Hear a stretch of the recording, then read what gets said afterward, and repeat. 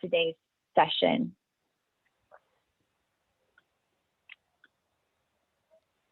All right.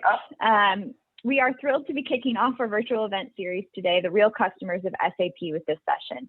The Real Customers of SAP is a no PowerPoint virtual event series where we have the opportunity to hear from and speak with real SAP customers in an open and engaging setting. These sessions will allow customers and industry leaders to share with the audience the business pains and challenges they solved by leveraging a vast portfolio of technology tools and applications. For today's discussion, our panelists will answer questions openly, share their best practices when selecting implementation partners, and evaluating robust technology, developing and deploying enterprise strategies, and the lessons they've learned along the way. Before we kick off today's discussion, I do want to remind you that we are recording the event, as you heard a moment ago. We want this to be an interactive forum. You'll notice that the entire SenSource team and our panelists have on our cameras, and we invite you to do so as well. Megan will admit you as a panelist if you're on the line so that we can have you on camera. We really want to create that face-to-face kind of feel. If you have a question at any point during the discussion, feel free to virtually raise your hand via the chat function, as well as just kind of woohoo, and if you're on camera, and we're happy to call on you.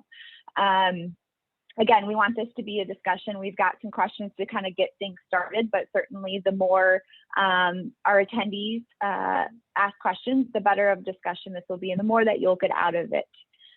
Alternatively, if you don't want to speak, you are welcome to put it in during the via the Q&A function. Our team will be monitoring that and reading those questions as well. As a best practice, everyone is unmuted. However, we do ask that you, if you're not speaking, to go ahead and put yourself on mute just to cut down on any background noise. With that, I would like to go ahead and introduce our special guest today. We are joined by Bill Bowers, the VP of Information Systems and Flooring Segment CIO of Mohawk Industries.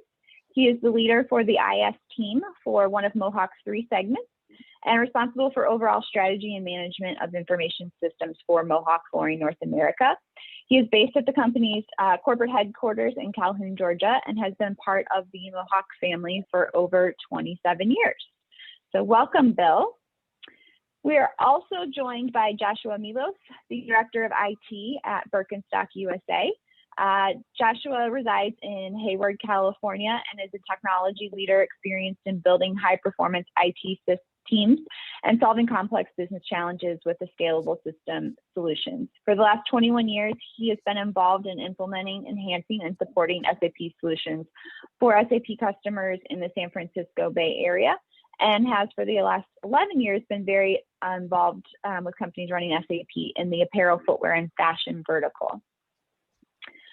Next, we have Paul Kirshina, an SAP ecosystem accelerator and ASUG superstar.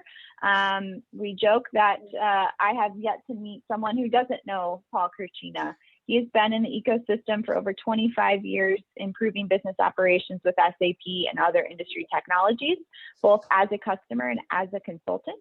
He's a connector, analyst, and community catalyst dedicated to SAP and the SAP ecosystem. Paul is passionate about monitoring future trends and developing and sustaining his broad network. Paul served on the ASUG Board of Directors and is a proud Canadian based in Calgary. So welcome, Paul. And lastly, we are joined by Randy Gonzalez, former CIO and current managing partner of Global Consulting Services. He has been helping clients reshape the strategic direction of his business at SAP for over 25 years. He has held roles formerly at IG as the head of finance transformation, New York Finance.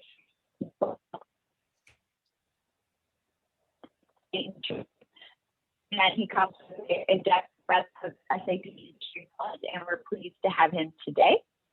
And finally, I would like to turn it over to our moderator today, Courtney Bird. Courtney is the CEO of SenSource and has over 15 years of SAP, over 15 years of experience with the SAP ecosystem, and will be leading our discussion today. Courtney?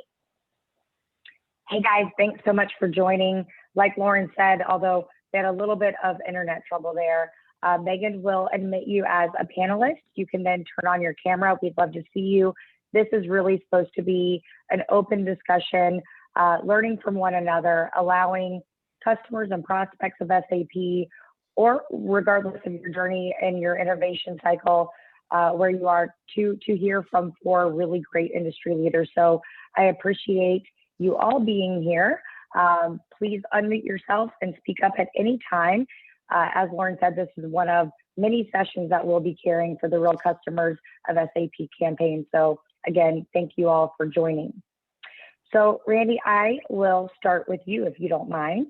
You have led many major enterprise organizations throughout your career, and you've led them through giant transformations. What was the business pain that you feel led your organization to innovate in the first place?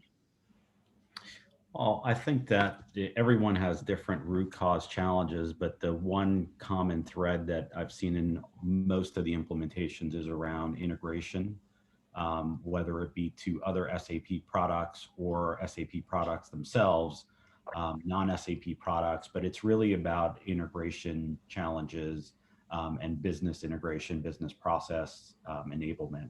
So that really is where most of the business process linkages have been to address some of those pain points, whether it be with a manual handoff to a non-SAP system, something that doesn't work very well from an integration perspective, or rework or manual manipulation of data, and really SAP from an ERP system and addressing some of those issues is really what I've been engaged with, was helping first the business process, and then how do we best integrate that into the customer's ecosystem with the least amount of effort to get the most amount of automation.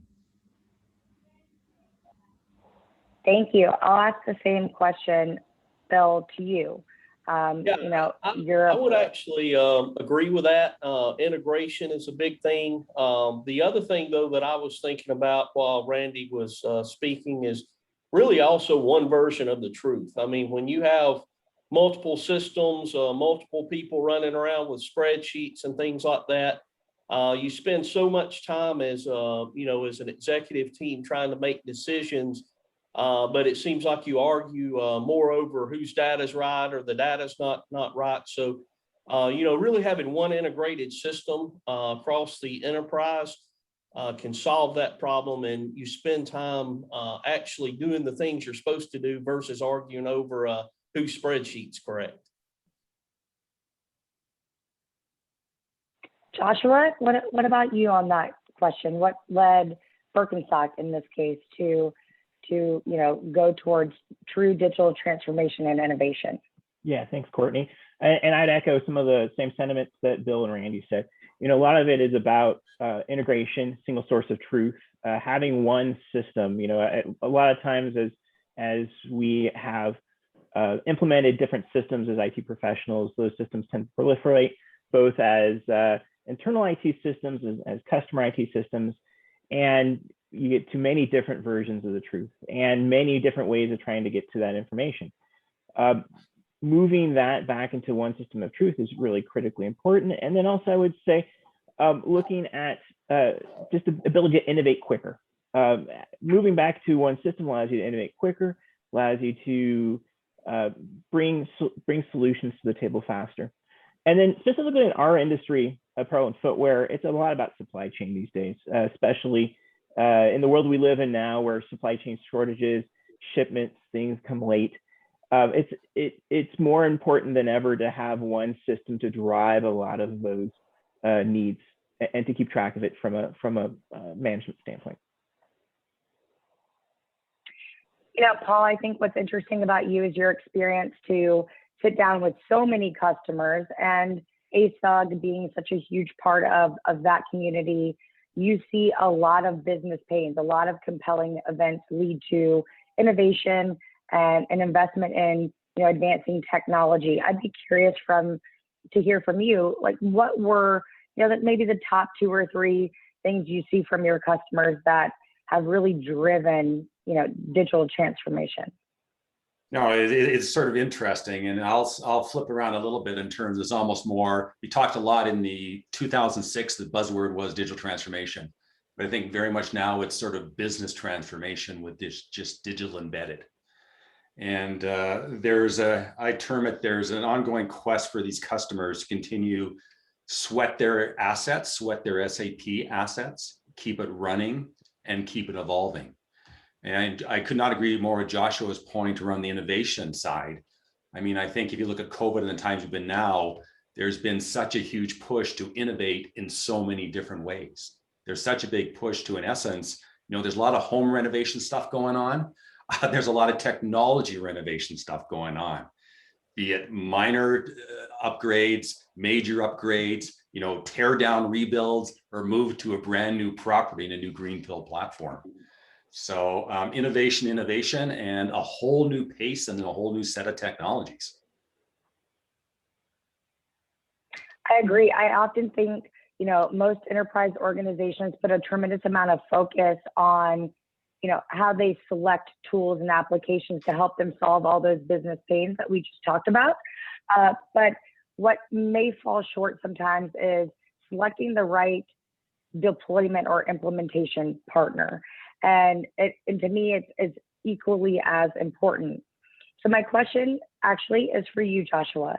When looking for a partner to implement or deploy technology solutions across the board, what factors do you consider? And which one of those factors carry the most weight when selecting the implementation partner? Yeah, thanks. That's a great question. Funny in a way, I think of it kind of like a relationship. The same factors apply: culture, communication, the ability to innovate and have the same just philosophy about how you do things in your life. You're going to be with this partner for a good period of time. It could be a year, could be longer, depending on your scope. And so I really think, you really need to take a close look at both your own company's way of doing things, your own IT maturity and business process maturity, and look at your partner's maturity as well. Because if you pick somebody that has a completely different maturity level, you might have some challenges. And so I think that's really important to take a look at. And then the last thing I think about is just the knowledge.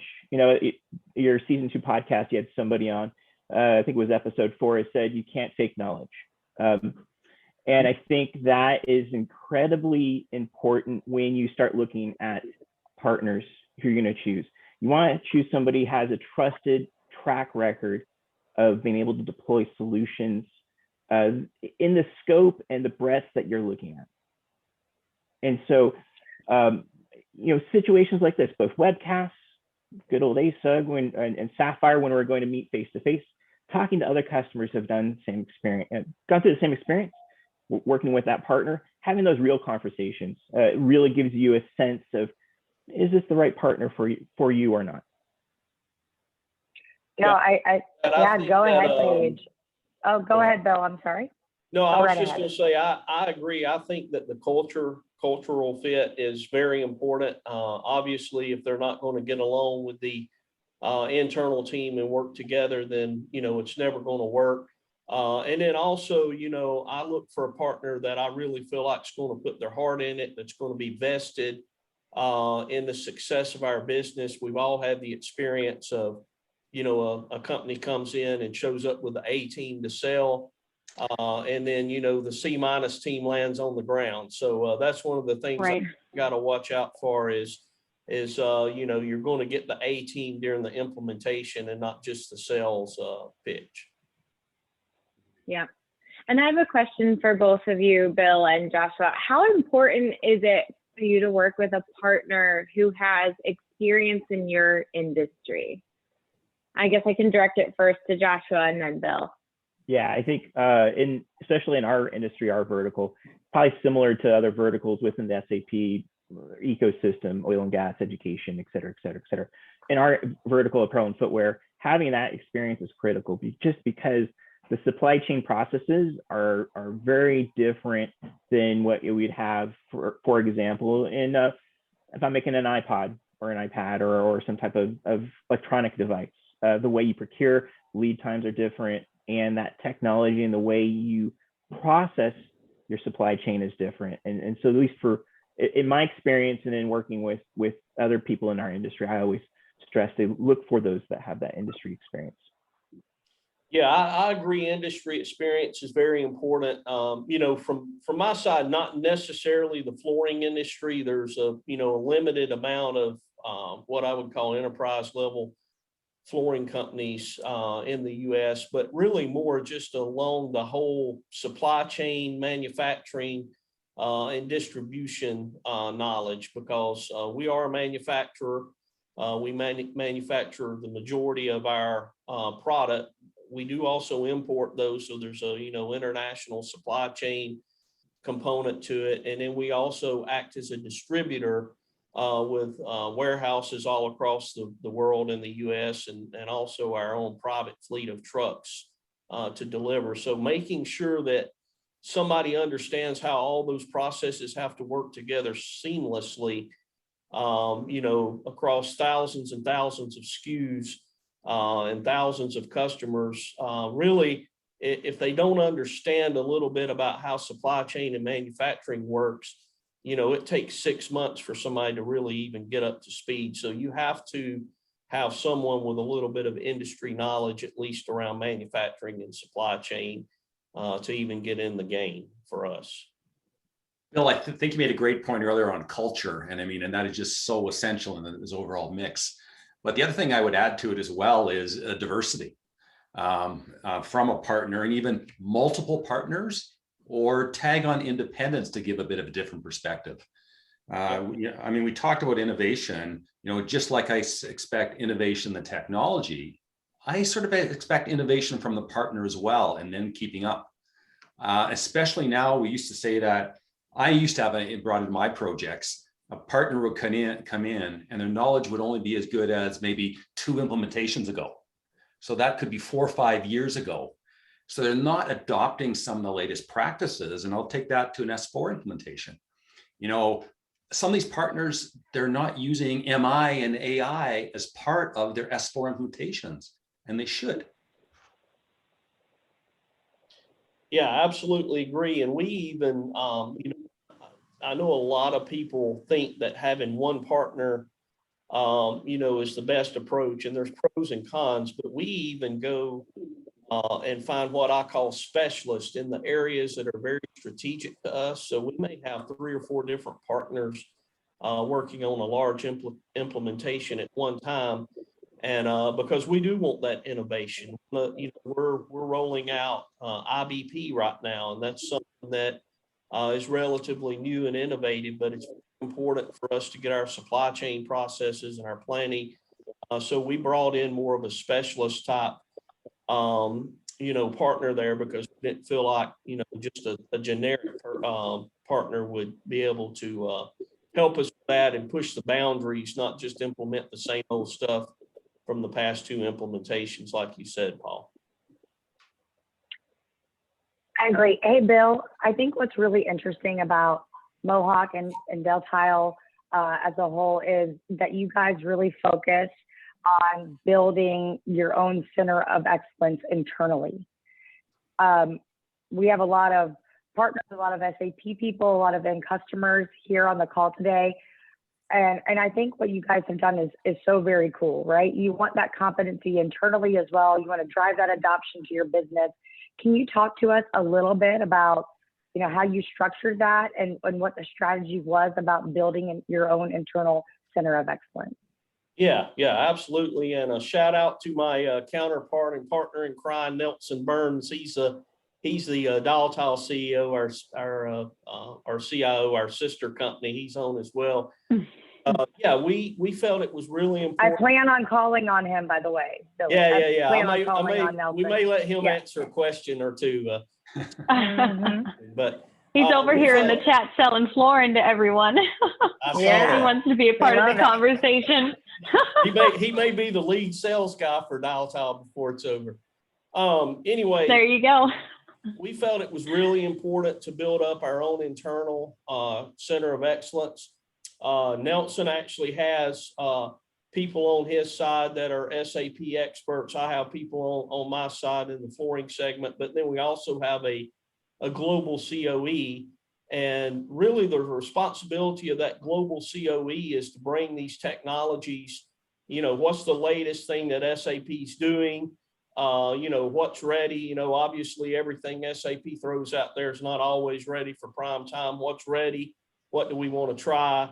What do we want to roll out? So we're always pushing the boundaries there. And, you know, sometimes we even try things before, you know, other companies feels like it's ready. You know, we've had some successes and we've had some failures, but you learn from it and go. But if you don't have that, then you're kind of dependent on everyone else telling you, you know, what's out there. Bill, I could not agree more on the whole COE side. Actually, I just finished a 3-day ASUG event a couple of weeks ago, focused around next generation SAP Center of Excellence. And, you know, this was a 2000 quote by, I think Derek Pryor, was the key, one of the keys to success or great results is having that center of excellence. Yeah. And I think the more, and you're probably finding as well, that the customers have to, especially now, evolve your center of excellence as well with these new business technology platform, integration, and cloud. So I could not agree more. So Nelson, I am going to pick on you just because we can. Do you want to also answer that question? How has the COE kind of impacted your business in the way that you innovate and make sure that you're solving the business pains that the business comes to you with? Yeah, so Mohawk is relatively decentralized. In some ways, the different business units view each other as competitors. So if a commercial building isn't putting in tile, are they putting in hardwoods or luxury vinyl tile or carpet, right? And so it's a bit of a zero-sum game. And the more the business side of the house views us as very independent entities. And so where the COE comes into play is driving standardization across that kind of decentralized environment. And, you know, I'm trying to do that every day. I know Bill is as well. You know, we've got a ceramics company in Italy. Why does their SAP environment need to be different than ours? And they're on Oracle, by the way, but we should be on a single SAP instance. And Bill, I think it's public knowledge now, but Bill's actually taken on a new role as vice president for transformation for the whole Mohawk company. And I would expect he's going to have some impact on how the COE develops and grows from there. And I'm looking forward to working with him. You go back to partners. We'll fix that Italy Oracle problem, Nelson. Yeah. Well, you go back to partners you can trust. You know, internally, it's great to have that as well. And Bill is certainly one of those. And I think Paige had something to say. I did. Sorry to interrupt. I was telling Courtney I couldn't get off mute fast enough, but no, I wanted to ask the audience too. You know, you guys have talked a little bit about pushing boundaries, and you know, even Paul, you mentioned, you know, partners should be coming to the table. You know, making sure that they're innovating. You know, right now, I'd love to maybe just hear from a customer or two that's on the line.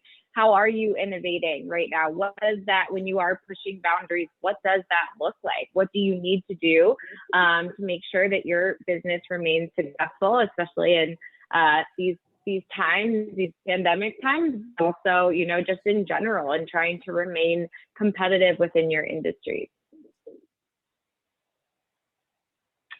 Yeah, and of course, if the audience doesn't, you know, want to chime in, I'd love to ask that same question of our panelists as well. Mm-hmm. All right. Well, Nelson's the only one that raises the hand. I appreciate it. Yeah, I don't want to dominate anything here, but you know, your customer-facing stuff is really important to be innovative with, and you know, we have the benefit in the flooring industry of being protected by installation a little bit. It's not completely consumer product driven. Although products are a big part of that, it provides a bit of a buffer from a digital standpoint. But I know Bill is doing this, and we're certainly doing this at Daltile. You know, how do we reach out and provide self-service automation to the customers? And you know, we had been building a customer portal and revamping our hardware, our credit card system for our 300 locations around the U.S., our stores, and it really came into play during COVID when we could stay in business because we had built these digital tools, allow people to go online, schedule a pickup at one of our facilities. And, we knew they were coming when they were coming. We drop it off in the back of the truck and they leave without coming within 6 feet of anybody. We didn't know we were preparing for that, but we were. And I know Bill has some really exciting stuff too. Yeah, absolutely. Yeah. Well, and I think just the fact that you're an organization, I mean, you're thinking about your customer experience. And I mean, that's also something that people are talking about. I mean, at the end of the day, that's just as important, if not more important. I mean, obviously that's how organizations are going to remain competitive, and it's thinking it and anticipating what are your customers' needs for them. Yeah.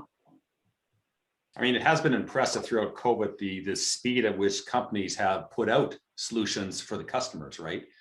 Solutions, be it on a mobile device, or basically, picking things out in front of a store and all those different capabilities, right? Yeah, I think as well that when we got pushed into this working remote environment so rapidly, we're pushed out of our comfort zone. So we're actually able to as well, we accelerated what really we could have done anyways, but somehow never weren't pressured into doing it. Yeah, if you think about it, as long as you're comfortable, you're never going to innovate. So that just drove us to do things we wouldn't have normally done and do them faster, really. Yeah, which leads me to my next question. So Randy, I'm very familiar with your career. You are responsible for one of the largest, SAP implementations transformation to date. Can you talk to us a little bit about, that project and also one of the major lessons that you might have learned when kind of taking on something so large, so global, so massive? Yeah, so thanks, Courtney. I think that one of the things that we're seeing also today that are sort of lessons learned from that program was that there's either too many instances of SAP or just one. And finding the right number of instances to manage, there is no magical formula to do that. We know that one global instance was very, very challenging to manage. And what's right for a large country in revenue or from a strategic importance is not necessarily right for a small revenue, small country. And so the solutions have to vary, but the maintenance has to be simple in a way that you can manage it. So things like central finance that are leading now, where you can manage multiple SAP instances, but you're able to manage the consolidation process, you're able to manage configuration, and the ability to provide both global and local flexibility where one global instance doesn't, and where multiple instances doesn't either, because they have to actually map, just like if it was a non-SAP system, to be able to get your information, whether it be customer, financial, HR, supply chain, et cetera. So one of the big lessons learned from that program was everybody wanted to get the data by one push of a button and get it in 3 business days after the month end close. That really was just not possible in a global instance, just given the regulations locally, the change in business processes that have to be adapted locally.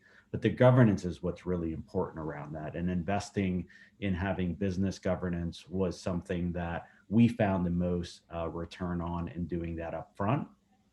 Even with this agile play today, I think that investing early on in global process and understanding local variations will allow you to kind of get to that formula of what's global versus what's local, what instances need to be. So there could be things like, and Bill, I'm going to throw something out there. Maybe warehouse management is all global and finance is all global, but you have other process areas that are very locally specific because of the way that the regulations are locally from a quality perspective, from a regulatory perspective, from a financial reporting, from an HR perspective. So those are the things that really need to be looked at when you're looking at something from a global perspective, and that we learned the hard way through AIG implementation, which was not everything is suited for global and not everything should be local. So that's something that, I really stress in understanding and investing in that early.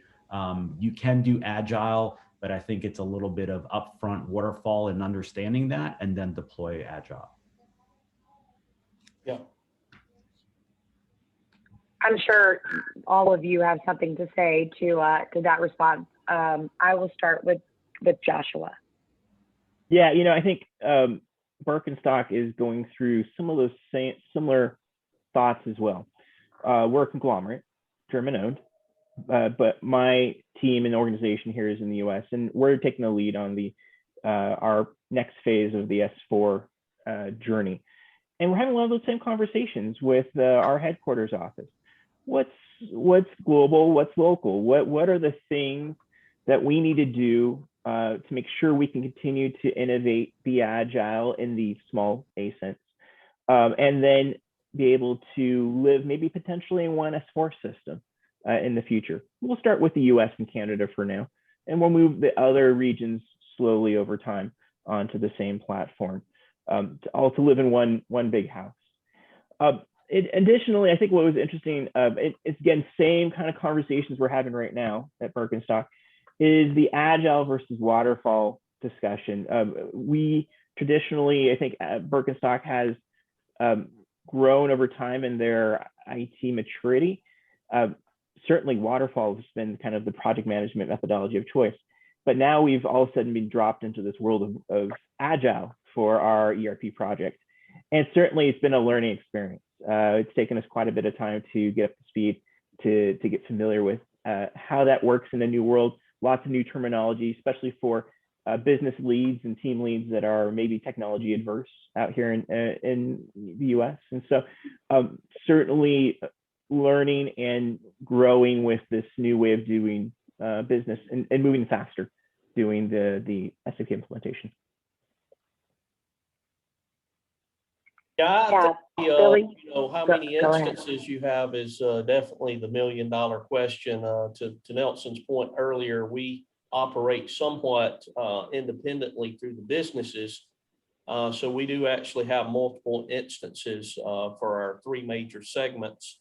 But at the same time, there's certain things like warehouse management that we're looking at combining some of the stuff in the US so that we can share warehouses. And then one of the things for sure we're looking at is the whole transportation management system, because really we operate as 2 separate manufacturing companies with a little bit of a different go-to-market strategy, but we have warehouses and assets that are moving freight and kind of running right by each other. So there's a real good opportunity to optimize that, even though we have 2 separate core S4 systems there.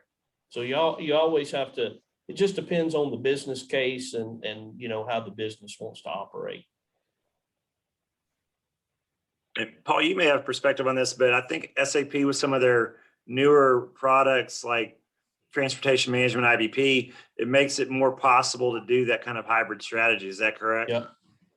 Yeah, definitely. But I think the other added dimension to all this is with the push to the cloud, right?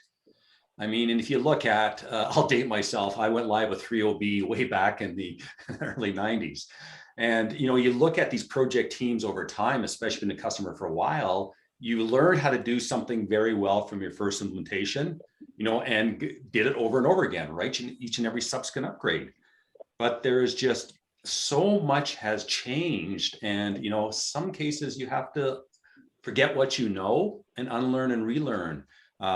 Because the pressure is on to move at a faster pace. The pressure is on to, not do bucket all your enhancements requests together and do something once a year. Business won't wait for that. You have to, put in, be it test automation, other capabilities.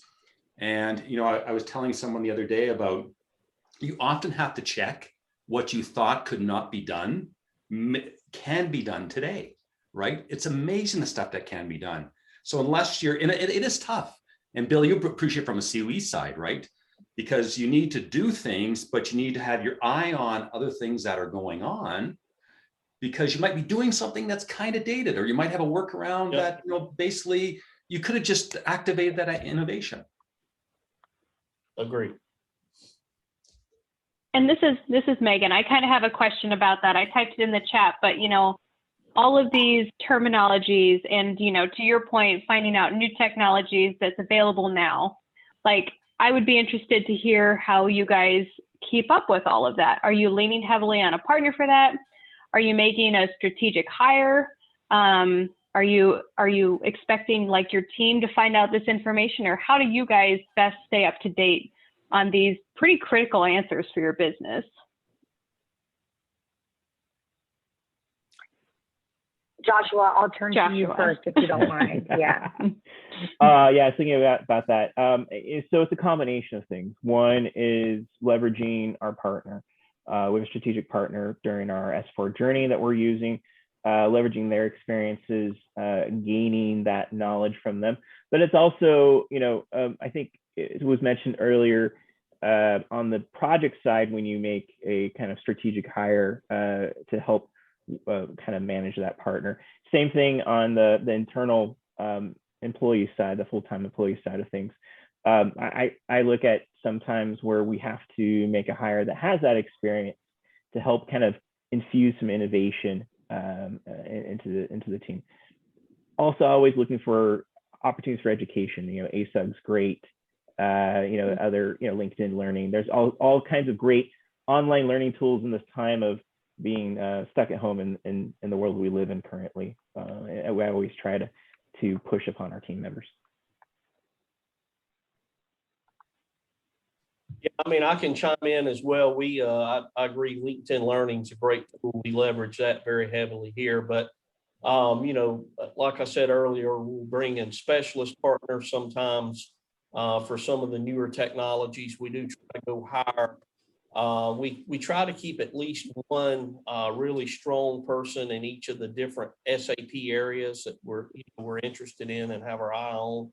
But then we also, we literally took our whole COE leadership team and the CIO team to Germany last year and sat down with SAP's product team and, looked at the roadmap and things like that. And, so we're fortunate to have a really good relationship with SAP and, know the people in SAP to work with us on that kind of stuff. But we want to be on the cutting edge and understand what's coming. Don't always implement it, but at least want to know what's there and what the opportunities are. And Bill, if I can just add to that, I think one thing that's important too is that I know this call is primarily about SAP, but most of us have to integrate to non-SAP platforms and are somewhat restricted in what we can and can't do because of that legacy platform or that different technology. So I think understanding how, and again, I go back to integration and what can and can't be done, because if you were wall-to-wall SAP, I think the innovation comes a lot easier. When you have to integrate and leverage other data, customer, HR, finance data, there are some limitations in what you can do from an innovation perspective. So it's also understanding how to integrate with things like Salesforce and other platforms that are not part of SAP, but you want to get it into the ecosystem.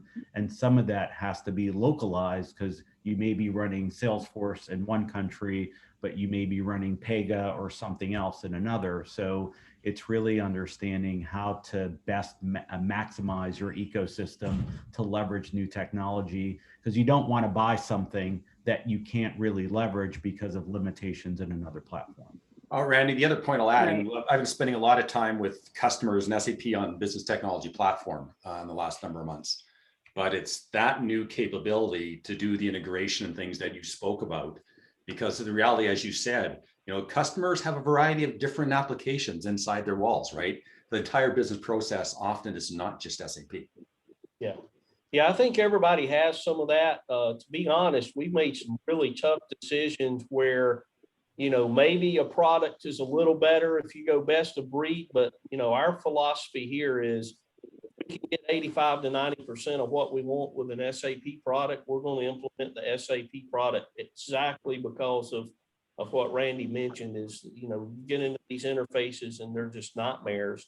So you can't always do that, obviously, but that's kind of our philosophy is one SAP and look at that first.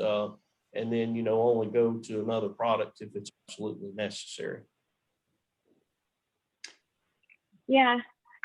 Just thinking about drinking the Kool-Aid over here. drinking the Kool-Aid a little bit, must be honest. But go right ahead, Paige. Yeah, no, so my question is, you guys are talking about, what you have today, thinking about what you're going to have.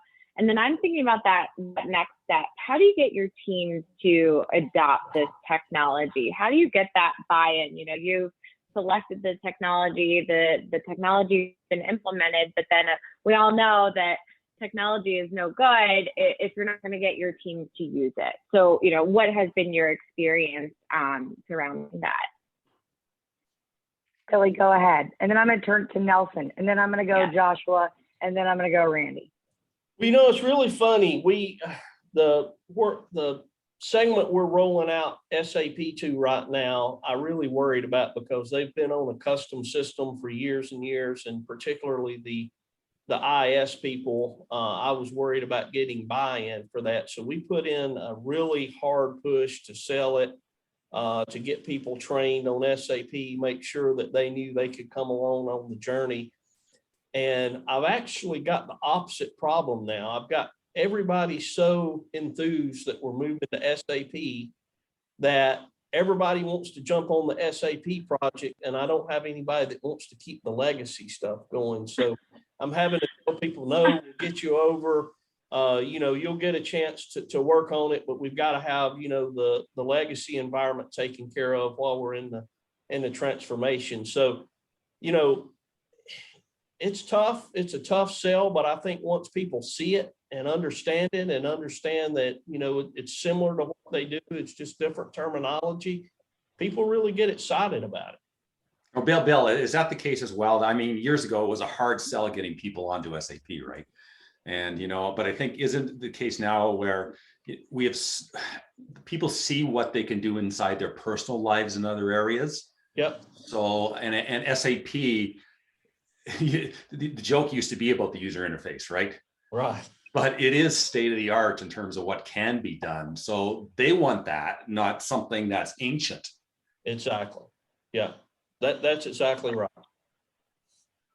I just have two funny anecdotes here and maybe a comment, but when I got here to Daltile 3.5 years ago, I heard a story about one of my directors who was a mainframe guy. And during the SAP implementation, he actually had a picture on his office wall of the Titanic with an SAP logo on it.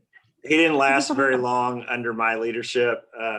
Another from a previous job, there was a business user, and we were being cutting edge at that point using TSW, which is bulk scheduling and transportation for SAP. And he joked, heck, I've been trained on that 3 times. I still don't know how to use it. Like, not sure I would have shared that. But I mean, to answer the initial question, if you can't change the people, change the people. And you do that a couple times and everyone else gets the message. And look, you always got to give people the chance, but not everyone wants to make that change. And if they're going to be trying to subvert you from within, you need to get them out of that project, get them out of your team or whatever you need to do, because they can kill a project. Trust me. Yeah. I've never heard that. If you can't change the people, change people. I really like that. Makes sense. I mean, they're going to derail. Yeah, if they're going to derail. I'm writing that one down. Or you're on the bus. Don't write that one down. That's good. Go ahead, Joshua. Sorry about that. Oh, yeah, no worries. I was just going to say, Birkenstock made a little bit of different situation. The project was already started, but they didn't have an internal team in the US to support it.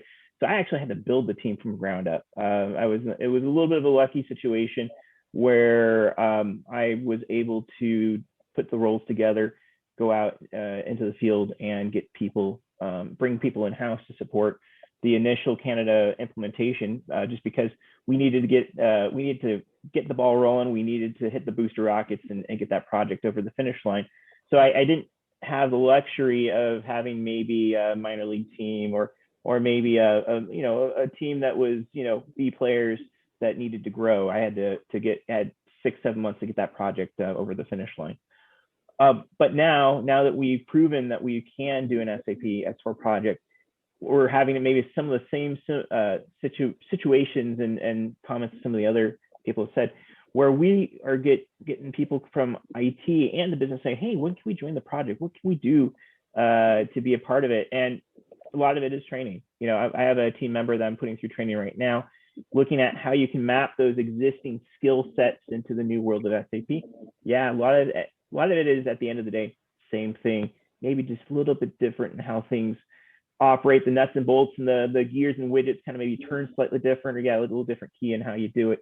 But it's really, you know, you can put apples to apples and get people who are interested, curious, wanting to learn, excited about it. And those are the key things culturally, you know, people that are ready to make that change, involved in that effort. Yeah, that's a great point.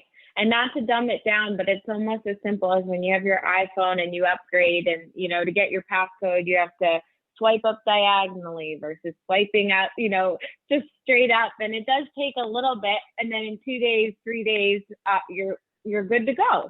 It's obviously on a much smaller scale, but I always like to bring it back to very really realistic. Well, Paige, just tagging it, we were talking about skills and like keeping up, right? I remember it was I was running in Singapore a couple of years ago, and it was pouring rain, and I went into the subway underneath to get out of the rain, and there was a sign on the train that said, "You upgrade your iPad all the time. What about your skills?"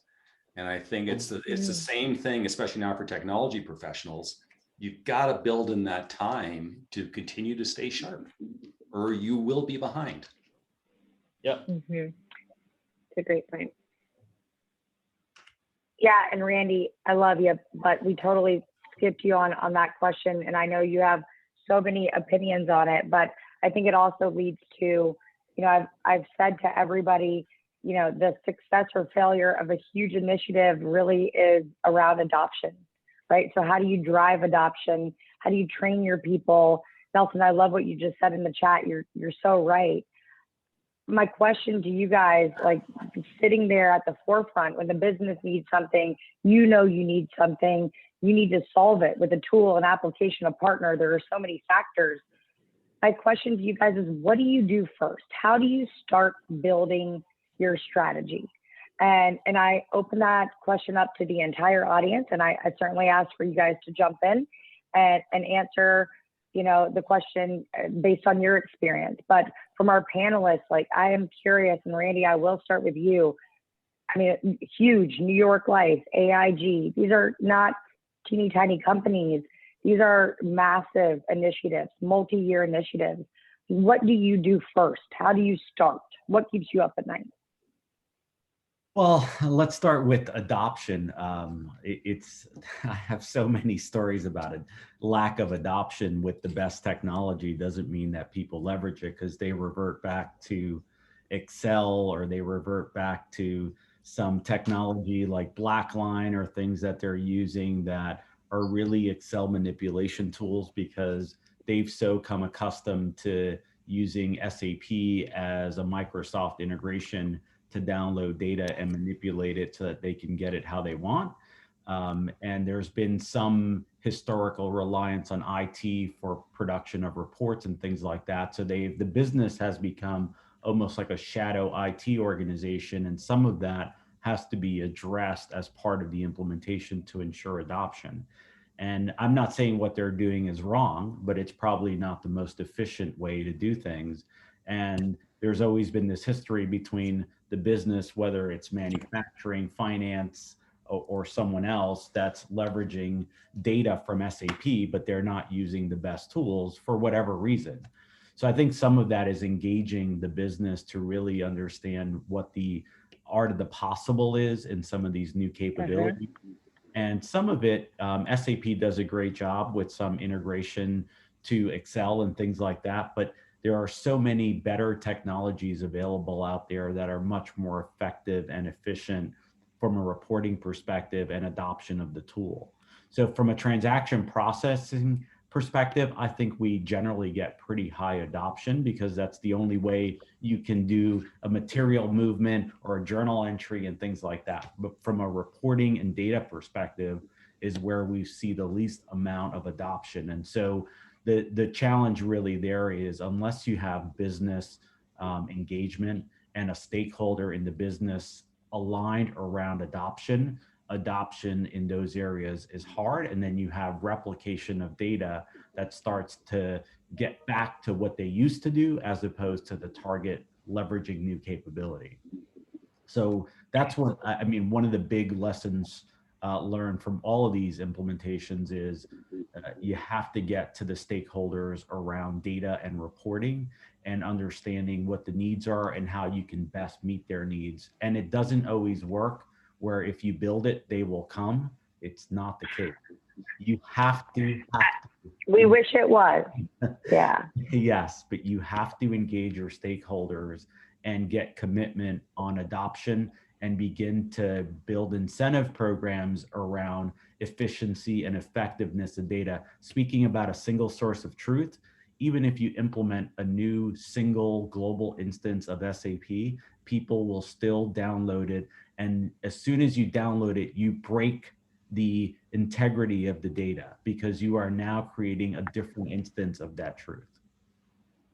You know, I'm an analytics girl at my core and my heart. So everything you just said speaks to me, first of all. But we do have a question from one of our attendees. They said, I'm wondering about the change in IT to support the new way of doing business. Furthermore, during the pandemic, business wants to increase their online presence and pushing their e-commerce business to pick up. And then for any large project, if the team is remote, how to make sure that IT is still delivering the value back to the business and driving change. And Joshua, I would really like to pose that question on you first, knowing your industry right now. Right. Yeah. And in our industry in particular, it's really interesting in the retail and apparel footwear industry, where you think of the Nikes, the Under Armours, the Columbia Sportswears. A lot of these companies started off as wholesalers, moving slowly over time towards the digital channel and into the retail channels. With the pandemic in particular, and I think a lot of companies in our industry in particular have experienced this, is a lot of pressure. That acceleration, pedal got hit directly to the floor for anything that was digital related. And so what we had to do is partner much more closely with our digital business. They had needs, and we had to split up a lot of how we did our work. We had the project list for our digital team and the project list for our wholesale team. Different cadences. Digital is a different world. Websites, apps, the change is much faster than what potentially your world in your IT systems and wholesale would potentially look like. And so we spent a lot of time with our digital partners working towards that. And now working towards things, now that stores are starting to reopen, looking at things like omnichannel, opening stores and connecting our retail experience directly to our digital experience. Things that are going to be increasingly critical these days. Ellie, same question for you, if you don't mind, or Nelson. You guys jump on during COVID, our e-com sales went, they skyrocketed. We don't sell directly to the consumer, but obviously all the large home centers, the mass merchants that we sell to. So we support their online business. And then we also sell to some of the pure play online guys like Wayfair and Amazon. But then we're also trying to help some of the smaller businesses that are more flooring specialty retailers get into the online game through, supporting them through marketing assets and websites and things like that. So we definitely saw, the e-commerce business pick up during COVID and really the entire business, because people's been at home, they've not spending on vacation, they're remodeling. So we literally went from wondering if we were going to have to shut down plants to every plant's running wide open 24/7 and can't keep up. But a lot of that is in the e-com area. Thank you. Absolutely. Guys, we're coming up to the 5-minute mark.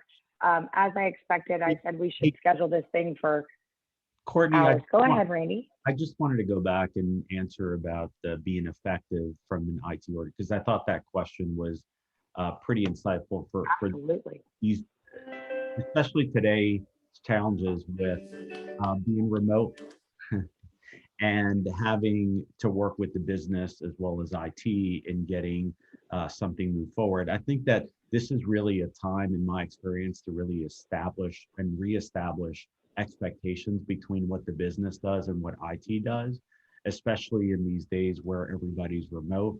I think everybody's kind of putting in a lot more overlap in terms of what they're doing or they expect their roles to be. It's an important thing to reestablish those expectations so that you can be effective managing your business counterparts in terms of what you need from them and most importantly, what they are expecting from you. So that would be my counsel on that question. Well said.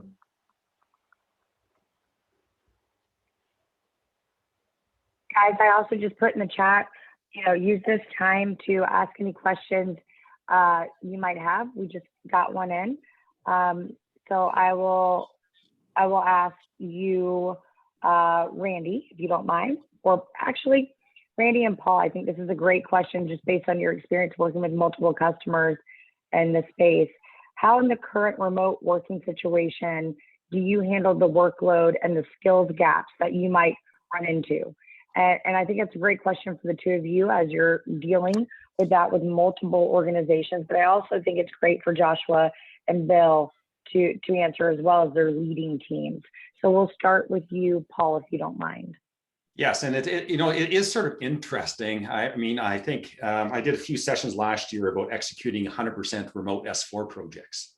And it was interesting to see these projects that basically midstream just pivoted from physical into remote and did it without skipping a beat in many cases. And to the point about, handle workload and skills gaps, I think in many cases, a number of cases I saw anyways, it was pretty easier to pull in some specialized skills. The old model was, well, let's get someone on a plane and fly in and so on and so forth, right? You could actually, I've seen a lot of customers that pulled into a broader pool of resources to basically help fill the gaps and really augment. Where the old world, what was the old model, Bill, when we did projects way back when? It was like, you got to get everyone together in the same office. You got to do this, right? You really don't have to do that. And I think we proved that. Yeah, and just to add to that, I think that everybody's kind of said this, so I'll echo it. It's really about one, understanding if you need a partner that's an integrator versus a specialty firm, and that doesn't mean that that's mutually exclusive. So when you need specialty skills, you should look for that niche player, just like Bill, you talked about, and Joshua, you talked about, which is we need these specific domain areas to be covered. And having that expertise covered is really important in selecting your partner, because it may be multiple partners, not just one, and understanding where you need maybe an SI versus deep domain. And that doesn't mean that the SI doesn't have those skill sets, but I think it comes down to always having the right team, named resources, whether they're there remote or whether they fly in. To me, it matters about what the resources, domain knowledge are, and whether you need that niche skill set or not.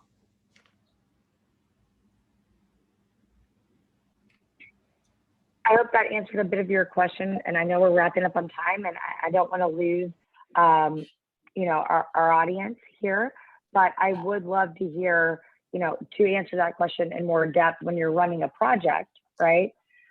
How do you guys kind of face that same skills gap issue that is probably a little bit more prevalent in a remote work environment?